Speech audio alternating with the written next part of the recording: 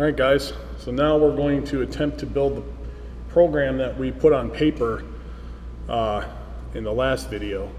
And this is obviously, going to take a little bit of time, but what I want to show you is let me go into programming, get this thing ready. And what we're trying to do is, first thing we're going to do is build this rung. Then we're going to build this rung. Then this one, then this one, this one, this one, this one, and this one. Keeping in mind that all this stuff has to get labeled. So we've got to stop, we've got to start, right? We come down to our other inputs down here. We know one of them is going to be overload, one of them is going to be float. We know this is going to be solenoid A. We know this is going to be solenoid B, solenoid C, and I feel like I got that backwards, and we still need the mixer motor. So actually, I'm sorry, Q0.2, this is the mixer motor, and then this is solenoid C. And all of this stuff had to get wired. So you might remember before in one of the other videos we had the connected dot sheets. So what I did was we taken this here, and this is what you're seeing here. So I'm using 4 relays in this case, and I'm using the start button that's got the cover on, that's used for the stop start inputs. And down at the bottom there's a float switch and an overload symbol, and I'm using single pole switches for that. So this is my overload, that's my float, and from left to right it goes solenoid A, B, mixer motor, solenoid C, just like the drawing. So the wiring that's in there is wired exactly as it should. So now we're going to try to build this thing, and hopefully you guys will get this. You'll see it from the video. I'm going to try to build this as quick as possible because we do have to simulate it. So we're going to have open, open, go to branch mode because we have our holding circuit. Then we're going to use another open circuit for my overload, and then we're going to come up here and pick coil, and that's my first rung. We're going to label this now so we can see this is exactly how the drawing is going to look.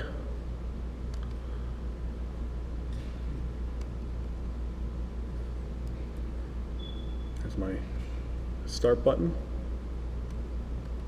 Remember, we have an overload that's going to be input 3 in this case, because that's what I made it.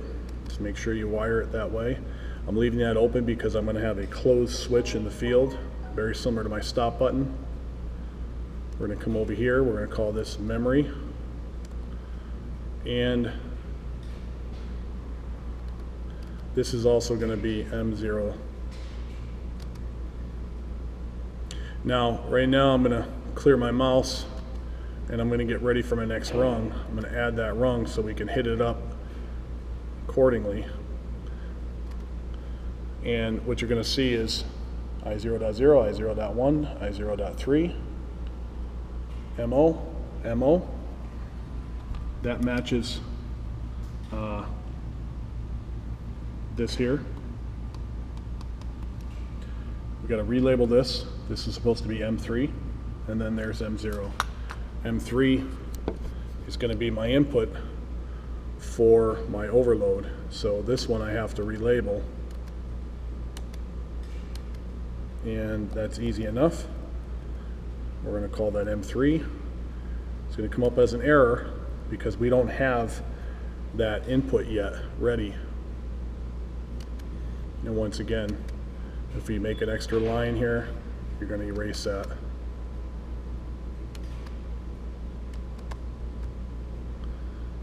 and that will clear that. So we're good on that. Let's get rid of this.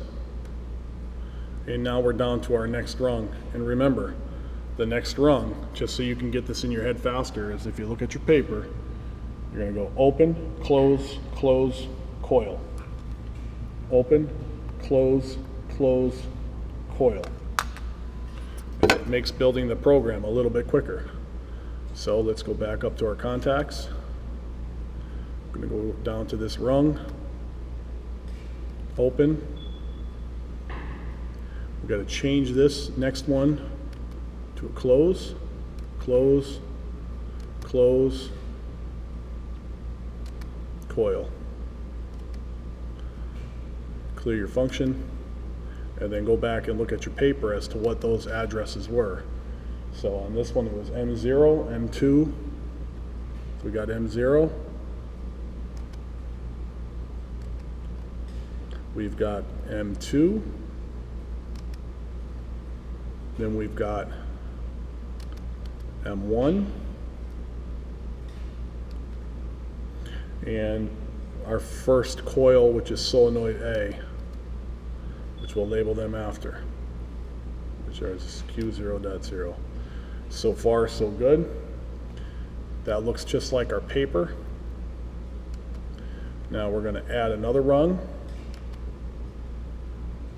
And the next line, so right now we've got, this is done, this is done. We're going to repeat this, except now we're going to go Q1, because remember we had two solenoids on that circuit. Open, close, close, Q1. Same process. Open,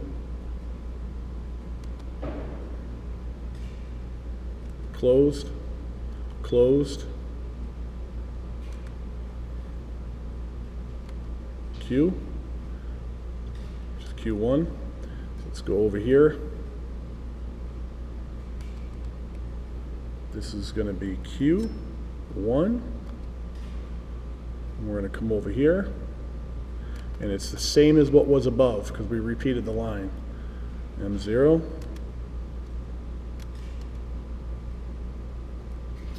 This was M2. And this was M1. So far, so good. I'm going to check this line off.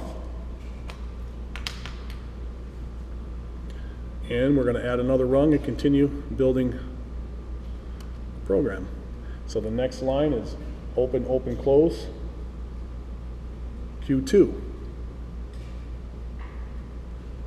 So we're going to go open, open, close, and Q2. This labeling is a little bit different. So if we look on our sheet, we have MO, M2, M1, Q2. So let's do that one. MO is always going to be part of that control relay, which allows power to the circuit. M2.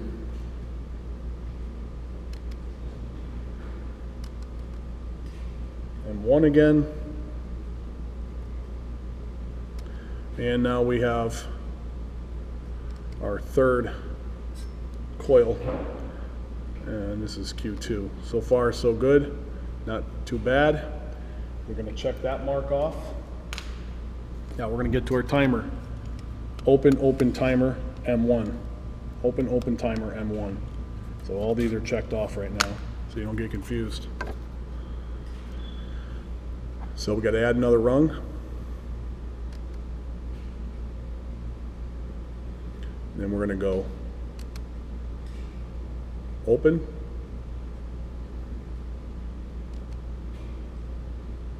open. Now we got to get our timer function.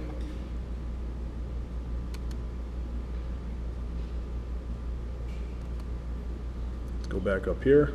Remember where our function blocks are. And we're going to pick a timer. timers have to be tied into memory bits. Right now I'm just going to get the coil so I'm ready for it, and then I'll label everything after. And we'll work our way back. So I know this memory bit is M1 because I already used M0 for my holding control circuit. So this will be M1. And we're going to set this time. We know it's timed on. We're going to set this. Why don't we go, I guess we'll mix this for 10 seconds. So we have a little longer to set this for seconds. It's timed on, TON, apply. Now we have to come over here and label these contacts. This was M2 according to our drawing. And this is going to be memory M0. Now that line looks exactly like our drawing. M0, M2 timer. We can check that off. We've got 3 more to go. We're on the home stretch. Let's go back up, add a rung. And we know the next one is open, open, solenoid C. So let's do it again. Open, open.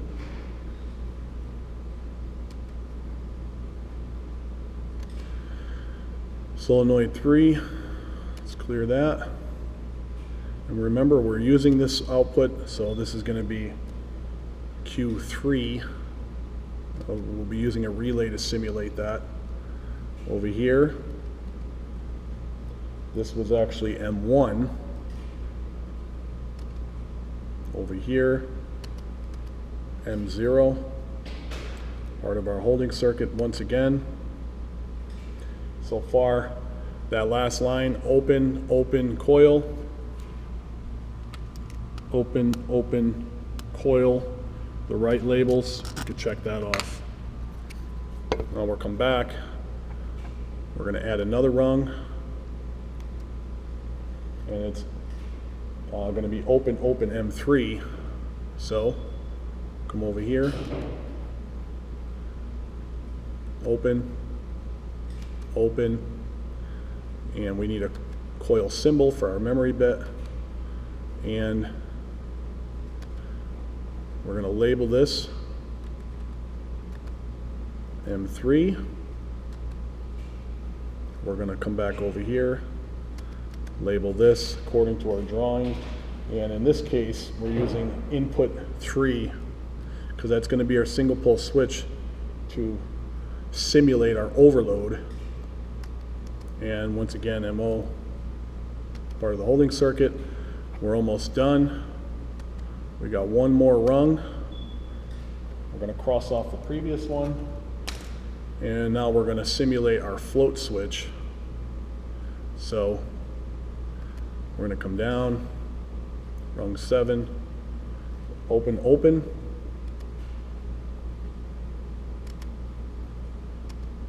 And there's our last memory bit, and we're a bit out of order, but the PLC doesn't care.